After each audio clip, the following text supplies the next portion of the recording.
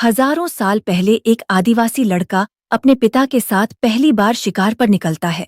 लेकिन एक भयानक हादसे में सभी को लगता है कि उसकी मौत हो चुकी है। पिता रोते हुए उसके शरीर पर जड़ी बूटियों का लेप लगाकर उसे पहाड़ की चोटी पर छोड़ देता है ताकि जंगली जानवर उसे न नोच सके। लेकिन कुछ ही देर बाद एक गिद्ध जैसे ही उसे खाने आता है, लड़का अचानक आंखें खोल देता है और उसे खाई में धक्का दे देता है। जब उसे एहसास होता है कि वह अकेला ऊंची चट्टान पर फंसा है, तो वह पिता को पुकारता है, लेकिन चारों तरफ सिर्फ उसकी आवाज गूंजती रहती है। मजबूरी में वह नीचे उतरने की कोशिश करता है, तभी उसका पैर फिसल जाता है और वह हजारों फीट गहरी खाई के ऊपर लटक जाता है। नीचे जानवरों की हड्डियां और ऊपर तेज तूफान उसकी हिम्मत तोड़ देते हैं। तभी उसे दिखता है कि बारिश से नीचे पानी का स्तर तेजी से बढ़ रहा है। काफी देर संघर्ष करने के बाद उसकी पकड़ छूट जाती है और वह सीधे पानी में गिर जाता है। होश आने पर वह खुद को जिंदा पाता है, लेकिन उसकी टांग बुरी तरह टूट चुकी होती है। वह कीचड़ वाला पानी पीकर खुद को जिंदा रखता है और दो पत्थरों के बीच पैर फंसाकर हड्डी सीधी कर देता है। दर्द से उसकी चीख निकल जाती है, फिर भी वह लकड़ी बांधकर अपनी टांग को सहारा देता है। जब वह वापस अपने पुराने इलाके में पहुंचता है, तो अपने नाम की कब्र देखकर टूट जाता है। गुस्से में वह कब्र गिरा देता है,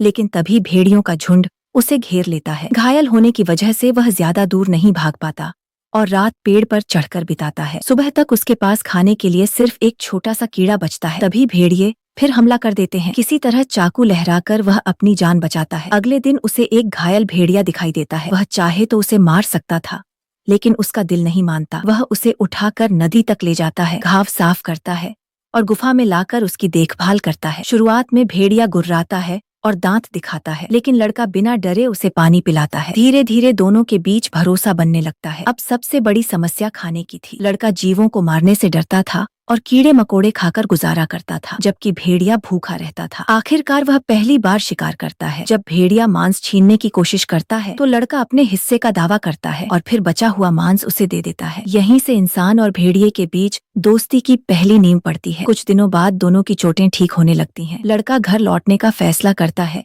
और भेड़िए को अलविदा कह देता है, लेकिन भेड़िया उसका पीछा नहीं छोड़ता। वह जहाँ भी जाता है, भेड़िया उसके पीछे पीछे चलता रहता है। लड़का उसका नाम अल्फा रखता है और दोनों साथ मिलकर सफर शुरू करते हैं। रास्ते में अल्फा जंगली सुअरों को उसकी तरफ हाँकता है, लेकिन लड़का शिकार करने की हिम्मत नहीं जुटा पाता। फिर भी अल्फा उसका साथ नहीं छोड़ता। धीरे धीरे वही उसे शिकार करना सिखाता है। रात में अपनी गर्माहट देकर ठंड से बचाता है और हर खतरे में उसके साथ खड़ा रहता है। एक रात उन्हें भेड़ियों का झुंड मिल जाता है। अल्फा अपने पुराने परिवार को पहचान लेता है और कुछ पल के लिए दोनों दुनियाओं के बीच फंस जाता है। भारी मन से लड़का उसे जाने देता है और अकेले आगे बढ़ जाता है, लेकिन किस्मत उन्हें फिर मिला देती है। बर्फीले तूफान में लड़का जमी हुई नदी में गिर जाता है। तभी अल्फा दौड़ता हुआ आता है। लड़का चाकू से बर्फ तोड़ता है और अल्फा उसका हाथ पकड़कर बाहर खींच लेता है। दोनों आग जलाकर ठंड से बचते हैं, लेकिन लड़का बुरी तरह बीमार पड़ जाता है। इसके बावजूद अल्फा उसे छोड़कर कहीं नहीं जाता। आगे उन्हें एक जमी हुई लाश से सिर्फ एक धनुष मिलता है। फिर अचानक हिमस्खलन आ जाता है